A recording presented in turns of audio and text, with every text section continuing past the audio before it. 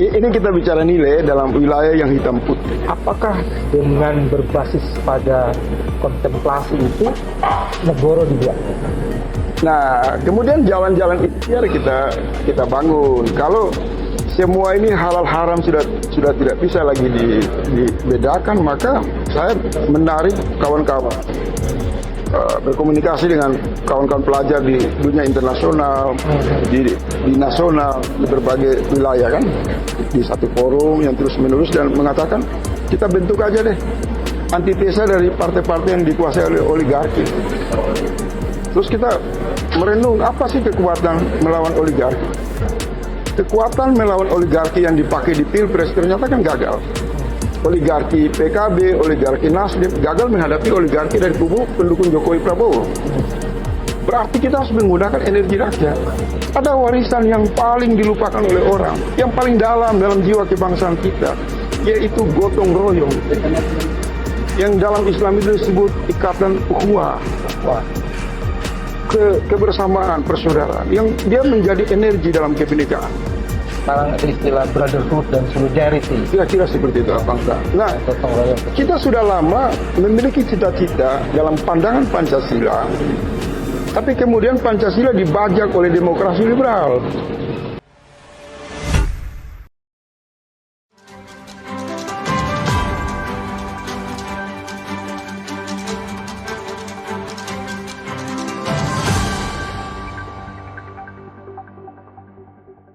Racikan Berita 1. Bismillahirrahmanirrahim. Assalamualaikum warahmatullahi wabarakatuh. Teman-teman, jumpa lagi di channel ini, channel yang ingin terus-menerus menghidupkan kewarasan. Dan punggawa kewarasannya adalah seorang kritikus, Faisal Asegaf. Assalamualaikum. Salam, Bang Bele.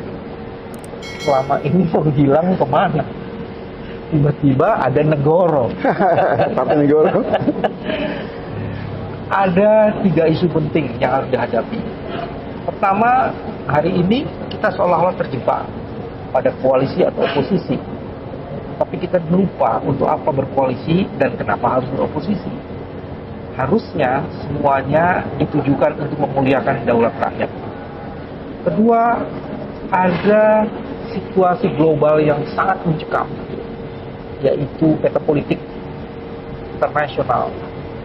Hari ini bukan hanya pertarungan di 2 negara, Rusia, Ukraina, serta di Israel dan Palestina, tapi Laut Cina Selatan sebentar lagi akan mengguncang dunia. Sementara itu, krisis mengenai pandemi juga menjadi momok yang lain selain energi. Sementara faksionalisasi terjadi di Republik ini. Kita akan membahasnya, kenapa harus ada alternatif. Pak kritikus gimana? Iya. Sidang saya lihat itu dulu, refleksi dulu. Waktu di sidang MK apa yang dilihat? Iya, itu yang saya mau izin duluan. Sebenarnya ketika ditanya kemana saya proses yang terjadi di MK itu saya fokus untuk mengamati. Oke. Karena bagi saya kehadiran Bang Wijoyanto dan Refli Harun, Abangda dan Refli Harun itu representasi mewakili suara yang kita titipkan dalam rangka ujung tombak perjuangan di jalur konstitusi.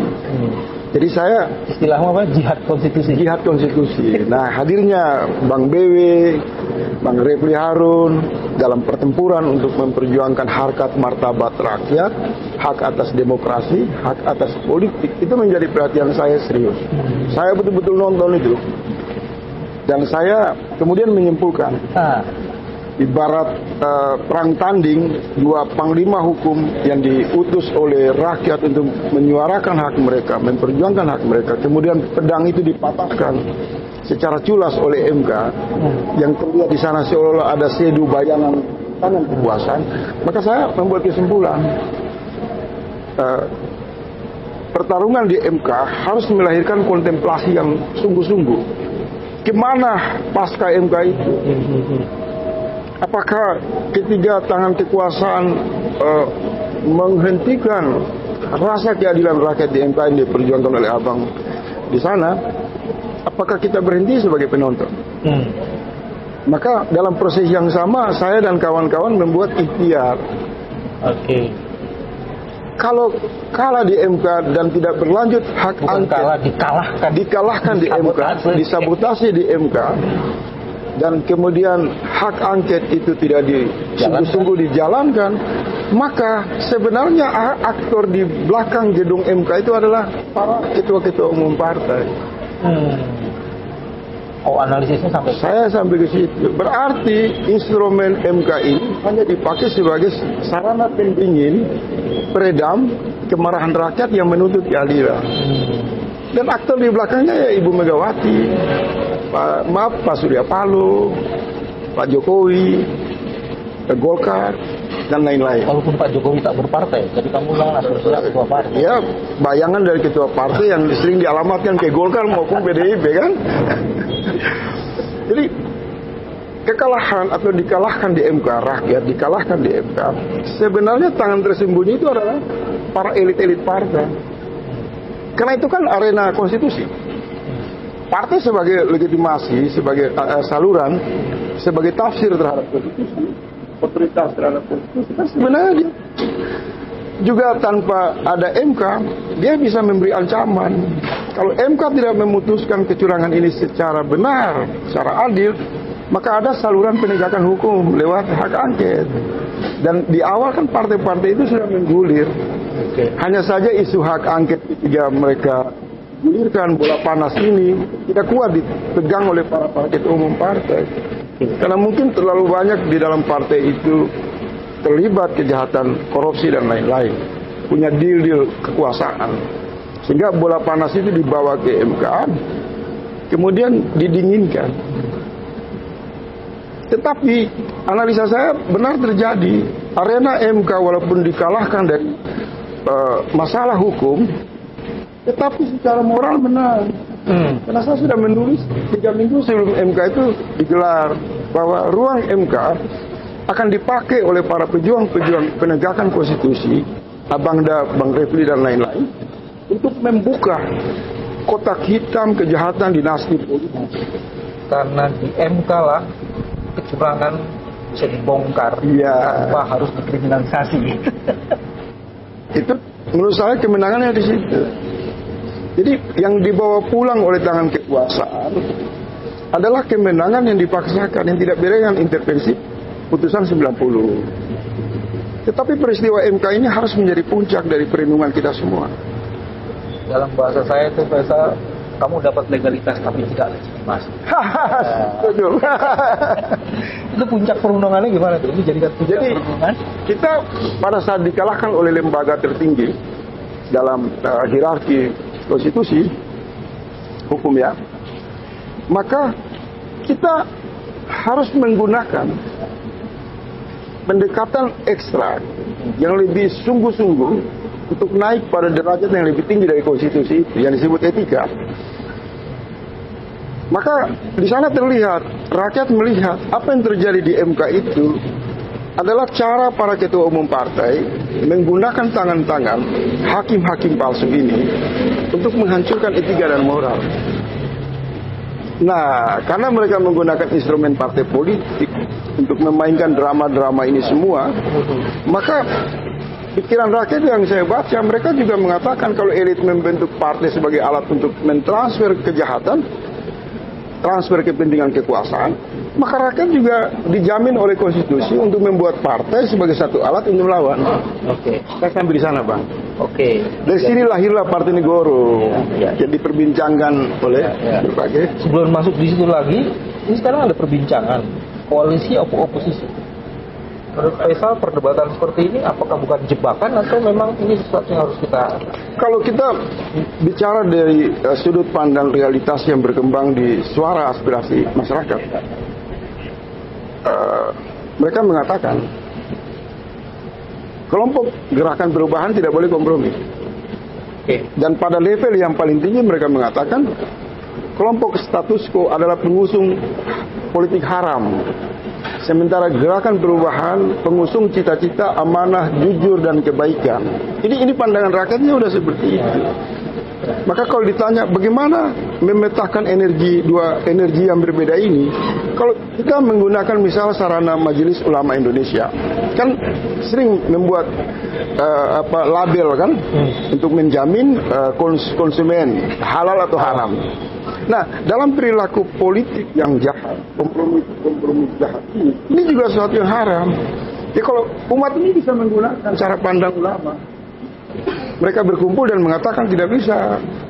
Mereka yang memperjuangkan cita-cita mulia, melawan oligarki, melawan kejahatan korupsi, kemudian bersekutu dengan kubu status quo yang ingin membentuk satu kelanjutan kekuasaan yang sudah mengumumkan frame-nya itu kan melanjutkan kejahatan, agenda-agenda kepentingan asing, kepentingan oligarki.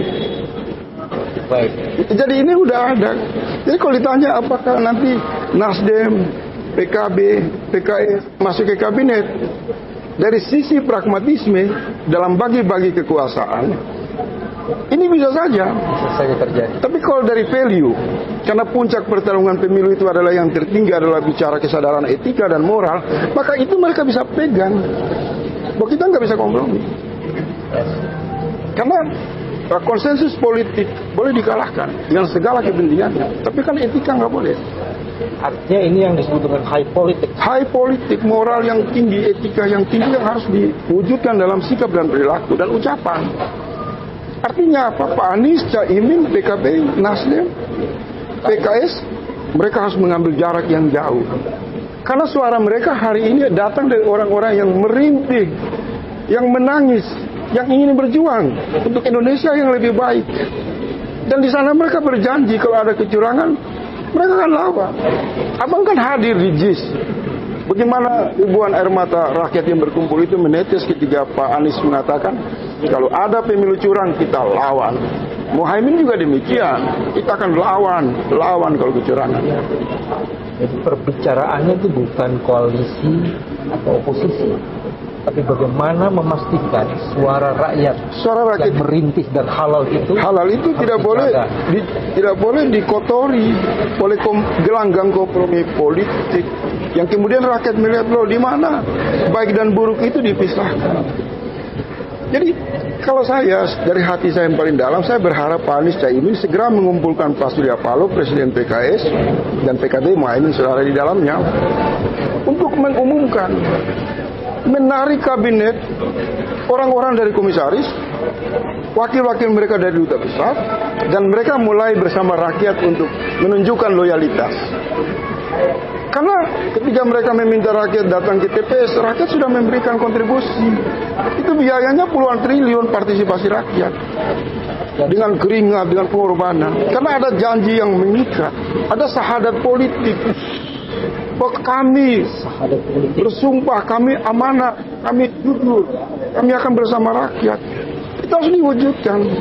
Bukan mengatakan tenggelam bersama rakyat. Tidak bisa seperti itu. Nah, Pak Anies ditantang untuk punya keberanian melakukan terobosan. Tunjukkan kepemimpinan bahwa Pak Anies itu tidak berhenti sebagai satu boneka plastik yang kuat atau lemah pada saat pilpres. Tapi dia adalah sosok pemimpin yang menjaga amanah, kemudian meyakinkan Surya Paloh, PKB dan PKS bahwa jangan kita mencampur aduk halal dan haram. Ini kita bicara nilai dalam wilayah yang hitam putih. Apakah dengan berbasis pada kontemplasi itu negara dibuat? Nah, kemudian jalan-jalan ikhtiar kita bangun. Kalau semua ini halal haram sudah tidak bisa lagi dibedakan, maka saya menarik kawan-kawan berkomunikasi dengan kawan-kawan pelajar di dunia internasional, di nasional, di berbagai wilayah kan, di satu forum yang terus menerus dan mengatakan kita bentuk aja deh antitesa dari partai-partai yang dikuasai oleh oligarki. Terus kita merenung apa sih kekuatan melawan oligarki. Kekuatan melawan oligarki yang dipakai di pilpres ternyata kan gagal. Oligarki PKB, oligarki Nasdem gagal menghadapi oligarki dari kubu pendukung Jokowi Prabowo. Berarti kita harus menggunakan energi rakyat. Ada warisan yang paling dilupakan oleh orang, yang paling dalam jiwa kebangsaan kita, yaitu gotong royong. Yang dalam Islam itu disebut ikatan ukhuwah, Wah. kebersamaan, persaudaraan yang dia menjadi energi dalam kebinekaan. Sekarang ada istilah brotherhood dan solidarity. Kira-kira seperti itu apa enggak? Nah, Gotong royong. kita sudah lama memiliki cita-cita dalam pandangan Pancasila, tapi kemudian Pancasila dibajak oleh demokrasi liberal. Maka itu menjadi pintu masuk yang sangat efektif bagi kekuatan oligarki menggunakan seluruh partai untuk menyalurkan kejahatan mereka di dalam berbagai kebijakan negara, kepemimpinan nasional dan lain-lain. Karena tidak ada satu partai pun membangun kesadaran gotong royong yang memastikan rakyat memiliki kekuatan yang melebihi oligarki untuk negara bekerja berdasarkan prinsip Pancasila, semangat Pancasila untuk menjalankan tujuan dari kemerdekaan atau pembentukan negara. Jadi Pancasila ini kesadaran yang kuat dan ada di dalam keindonesiaan kita. Tapi bagaimana mengoperasionalkan Pancasila? Maka Pancasila membutuhkan semangat tumbuhnya gotong royong. Gotong royong itu menjadi mesin dasar kekuatan yang melaksanakan Pancasila dalam hikmat kebijaksanaan. Kemudian inilah menjadi dasar perlindungan kita, lahirlah Partai Nasional Gotong Royong yang tidak peduli mau pemilu adat, elektoral itu nomor 2, biarkan saja rakyat yang nanti menentukan. Yang penting ada sebuah wadah kelompok-kelompok yang tercerai-berai yang dihianati oleh partai politik, kemudian menemukan wadah bersama untuk berkumpul, memiliki kesetaraan, komitmen yang kuat, percaya terhadap kekuatan iman dan ilmu, bangunkan tradisi ilmu, bergerak kita lawan partai-partai yang ada. Saya ingin Jadi sederhana kita. saya ingin memuji ini karena dasar ideologisnya itu ada dalam rahim Ibu Pertiwi. Benar, Bang. Dan itu sudah pernah diuji coba dalam sejarah pergerakan Indonesia modern. Setuju, Bang. Dengan tak ada apapun kita bisa mengalahkan kekuatan yang maha dahsyat dengan kekuatan gotong royong. Gotong royong. Orang datang dengan modal bambu runcing melawan senjata-senjata yang hebat, pasukan-pasukan yang dilatih oleh kolonialisme. Kita melupakan energi ini terlupakan, sehingga kita bingung ketika menjadi pribadi yang Pancasilais, pribadi yang cinta Indonesia, tapi wilayah operasionalnya di mana? Ketika kita berhadapan dengan oligarki, kemudian berpikir kita harus cari oligarki lagi, terbukti kan kalah. Ternyata energi, kekuatan politik, kesadaran rakyat itu ada pada semangat gotong royong. Yang paling menarik itu ada 3 di gotong royong. Gotong royong itu bukan sekedar bekerja sama, tapi ada nilai-nilai spiritualitas Ya, yang dibangun dari sebuah kesadaran. Ya. Karena gotong royong ini untuk kemaslahatan gitu. Jadi ada uhuannya. Iya, uhuannya itu ada value-nya gitu di sana. Kira-kira. Bagian yang pertama itu gotong royong itu ya ternyata menjadi efektif untuk menyiapkan barisan. Dan terbukti energi ini, Bang, sejak partai gotong royong ini, Masya Allah, kalau saya ngomong saya sedih ya, Bang. Karena itu tidak masuk akal. Ya. Sejak ini diperkenalkan secara lembut dan halus, semua orang datang. Benar, saya siapin kaut, saya siapin tempat, saya siapin jaringan, saya di Makassar siap, saya di Kalimantan, saya di Rempang, saya terkaget-kaget. Ada satu kerinduan dari kolektivitas rakyat ini yang memang sudah lama muak ketika partai-partai itu dibajak oleh oligarki. Mereka membutuhkan wadah yang ditegaskan adalah milik mereka. Apa bukti milik mereka? Dengan keringatnya, dengan gagasannya, dengan partisipasi gotong royong. Jadi ini ada energi tauhid yang bekerja mengembalikan kesadaran kita bahwa kita bisa lawan oligarki. Kalau oligarki menggunakan partai-partai politik untuk kompromi kejahatan dalam ruang kekuasaan, maka rakyat menggunakan juga wadah yang namanya partai, memiliki kedudukan dalam konstitusi setara, lawan mereka. Sederhana. Ini yang saya sebut dalam konteks ketiga ini, energi kolektivitas ini bertransformasi menjadi keinginan untuk berbuat. Amin, insya Allah. Ada kaos, itu sebenarnya kan energi transformasi. Ini gua adanya segini, gua kasih gua adanya segini. Tapi itu menjadi kekuatan karena itu kolektif dan itu ada dalam sebuah barisan yang dibangun berdasarkan kesadaran. Itu terjadi, saya bisa perkenalkan nanti abang lihat tempat saya sederhana. Tangan-tangan bantuan itu datang tanpa kita duga. dan penuh dengan kesederhanaan. Karena buat apa juga puluhan triliun, buat apa juga ratusan miliar, gak relevan dalam membangun partai politik. Misal PSI dipimpin langsung oleh Jokowi, oleh anaknya, mungkin 10-20 triliun. Angkanya di pemilu curang 2,8. Itu pemilu sudah curang aja 2,8%. Iya kan? Iya. Kalau pemilu itu tidak curang, mungkin 0,1%. Berarti mitos yang mengatakan membangun partai membutuhkan uang besar itu hilang.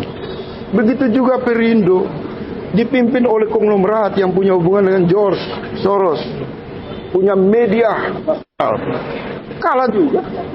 Berarti rakyat mengirim pesan yang kuat di dalam ruang demokrasi kita.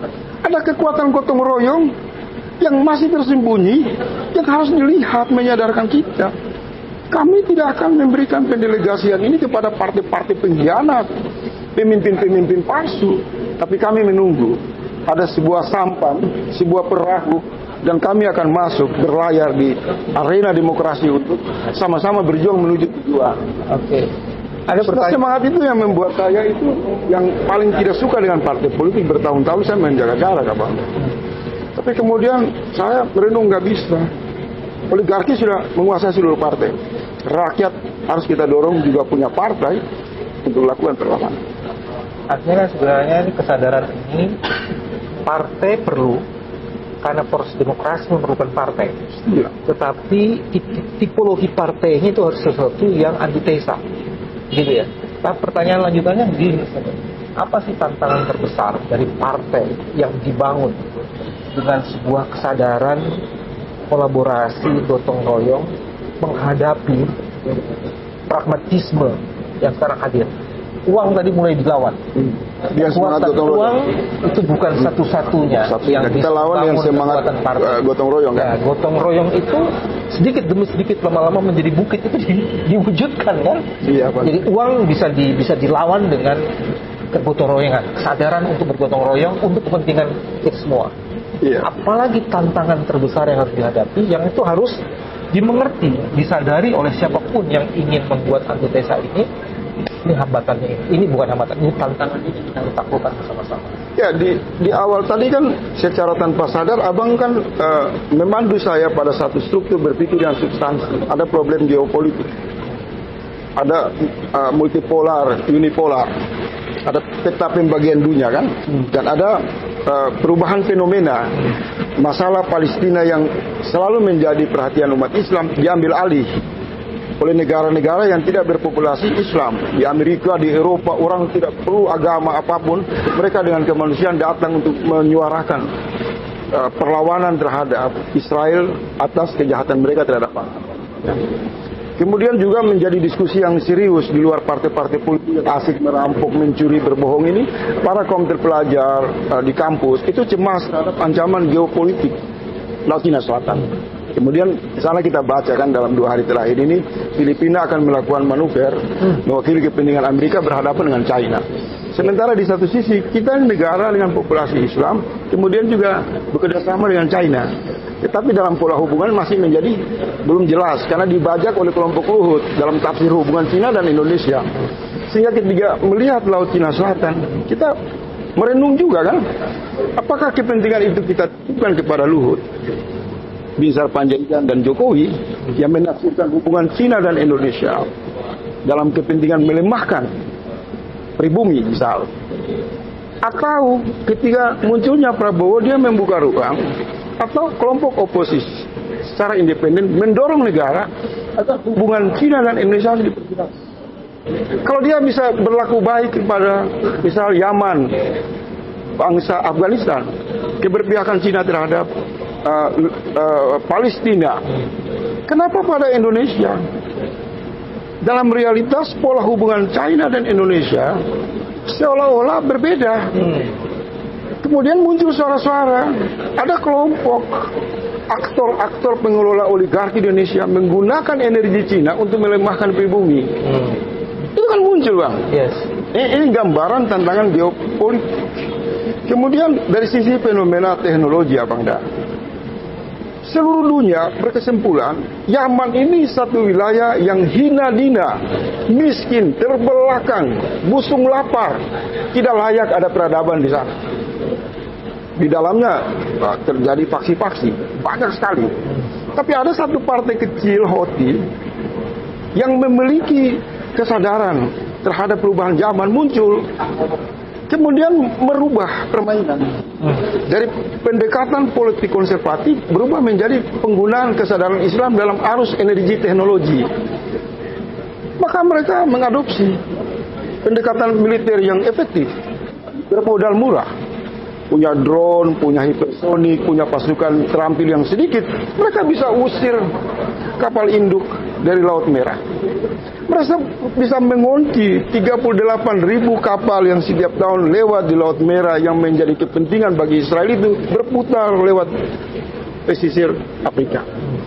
Permainan Houthi ini memberi inspirasi kepada Partai Negoro misalnya. Bahwa perubahan tren ini menyadarkan kita bahwa sebenarnya kekuatan itu ada pada rakyat. Ketika rakyat sadar teknopolitik, teknologi, politik berbasis teknologi, handphone, media sosial, podcast seperti abang ini, oh ini senjata nuklir yang bisa mengusir partai-partai besar itu. Jadi kekuatan itu ada dan dibuktikan oleh Hamas, oleh Houthi, oleh pejuang-pejuang keadilan di Afrika, oleh kekuatan-kekuatan minoritas di Eropa yang menghendaki keadilan. Semua itu adalah basisnya kesadaran terhadap kemajuan arus teknologi.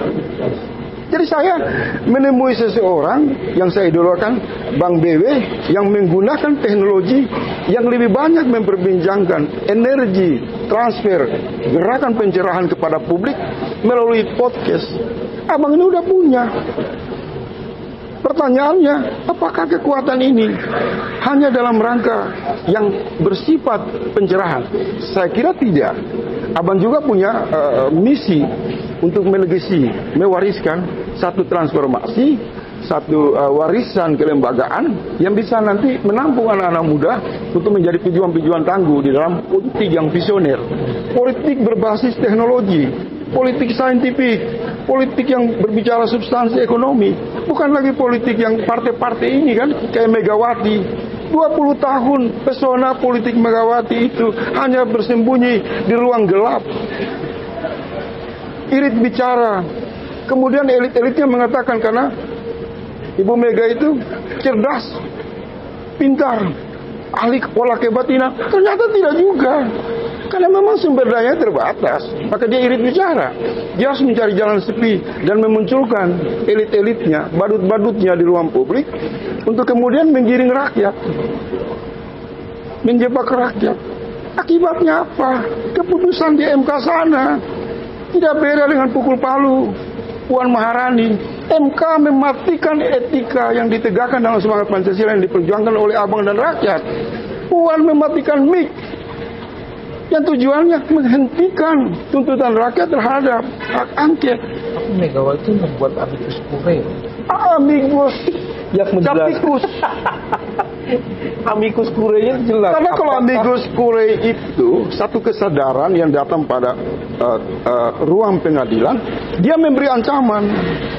Kalau kamu memutuskan sesuatu yang tidak sejalan dengan hati nurani rakyat, tidak punya asas keadilan, maka saya rubuhkan pengadilan dan saya bangun hak angket. Itu definisi dari semangat amicus curiae. Tapi yang dibawa oleh Megawati itu amicus capicus. Apa itu tikus? Tikus itu dia keluar dari gorong-gorong, dia hanya mau mencuri atau dia mau mengganggu. Begitu digertak sama kucing dari istana, dia masuk lagi.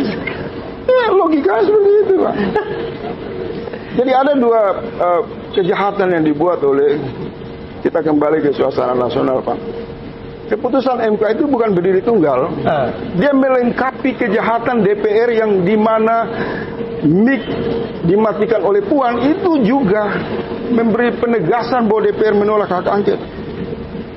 Dua-duanya sama, menggunakan pendekatan politik manipulasi di ruang yang berbeda, tapi substansinya sama.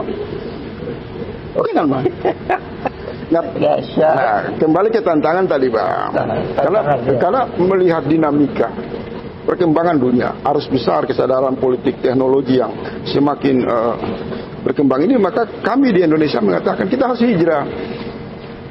dari kultur politik lama, dari pendekatan konservatif, dari cara-cara politik purba, di mana ada pemimpin yang mengatakan, ya saya rehat dulu, saya istirahat dulu, kan nggak boleh. Politik berjuang itu kan tarikan nafas, karena salawat bersama Nabi, bersama Rasul. Nggak boleh ada pejuang rehat, kan begitu kan? Mungkin maksud Pak Anies rehat itu maksudnya konsolidasi sebentar dulu. Rehat jeda. Mudah-mudahan Pak Anies maksudnya kasih waktu saya ruang lah. Apa saya mau masuk Partai Negara atau tidak? Tapi kita udah putuskan kita tidak butuh. Bukan berarti kita sombong enggak, karena kita tahu Pak Anies lebih nyaman dengan partai-partai yang didukung oleh oligarki. Tidak mungkin lah Pak Anies masuk Partai Negara. Partai ini kan hanya modal keringat, Bang.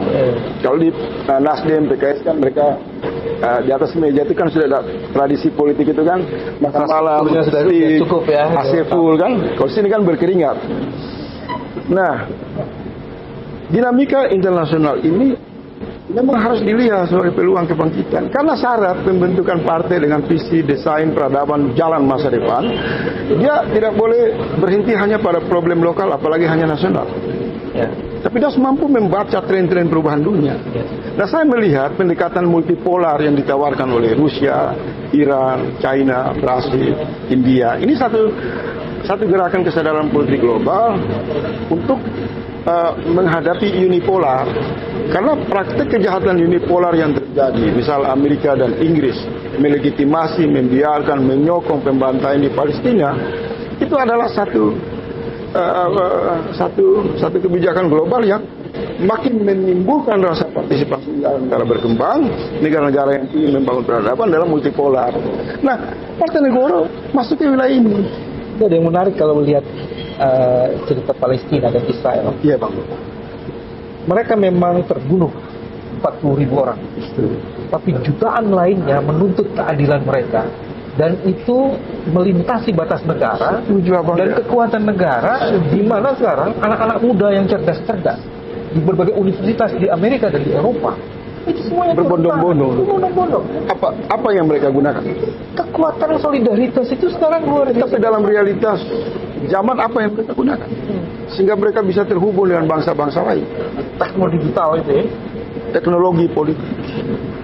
Ketika teknologi politik dipahami oleh kekuatan teologis, tauhid, bahwa Islam itu harus relevan, Islam itu harus melampaui zaman, maka transformasi tauhid itu akan menggunakan seluruh sarana materi yang paling unggul dan paling maju, digunakan bermanfaat mungkin bagi kepentingan keadilan. Jadi saya suka gambaran abang itu, karena kita melihat, dan abang juga pasti mengikuti secara lebih serius kan, satu universitas diratakan di Palestina, tapi muncul suara-suara dari ribuan universitas di seluruh dunia bahwa batas Palestina itu bukan lagi peta pada Gaza, tapi dia sudah menjadi negara di hati seluruh kelompok yang menghendaki multipolar, menghendaki prinsip-prinsip pembangunan peradaban dunia yang berkeadilan. Nah, saya semangat membentuk Partai Negara untuk membicarakan hal ini. Kemudian kita menciptakan orang-orang dengan kemampuan mekanika kuantum, berbicara tentang astrofisika, berbicara tentang bagaimana laju kemajuan dunia kimia, nano dan lain-lain. Tapi hari-hari ini partai-partai politik yang saya anggap sebagai berhala, tukang tipu, pembohong, menggiring dan menghabiskan energi kaum muda itu hanya bicara logo, struktur, pemilu, pilpres, yang semua nggak ada basis ilmu pengetahuan.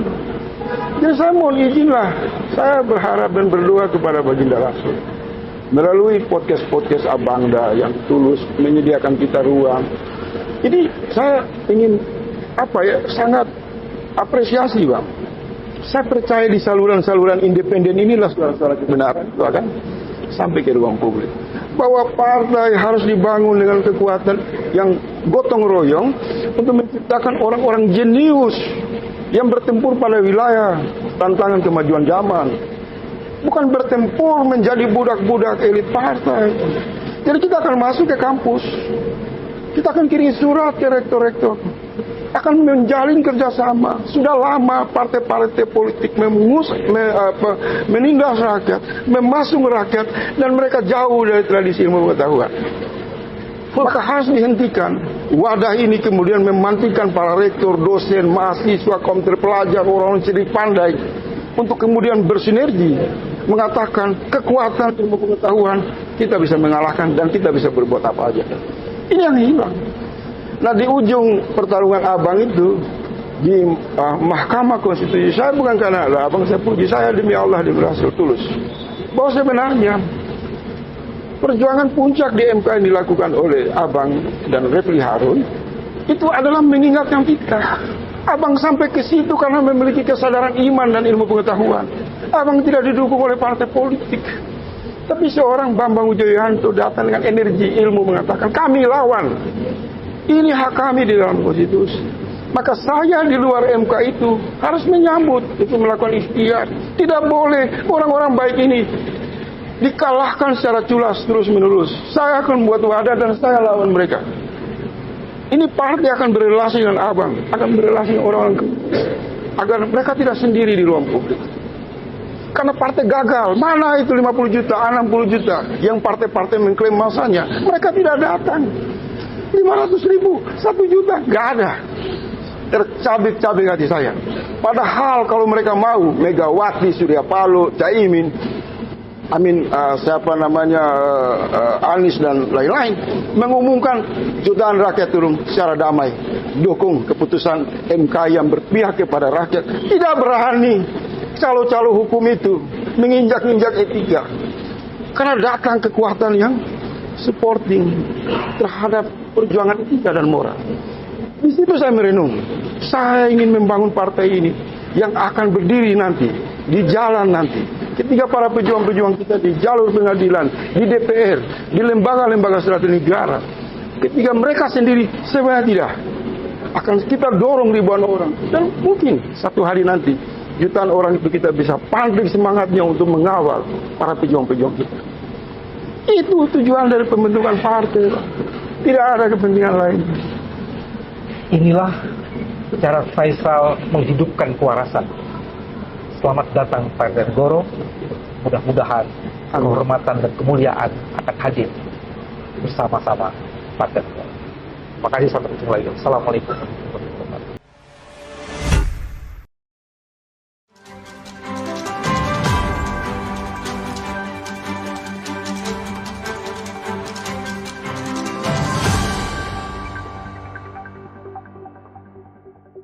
Racikan Berita 1.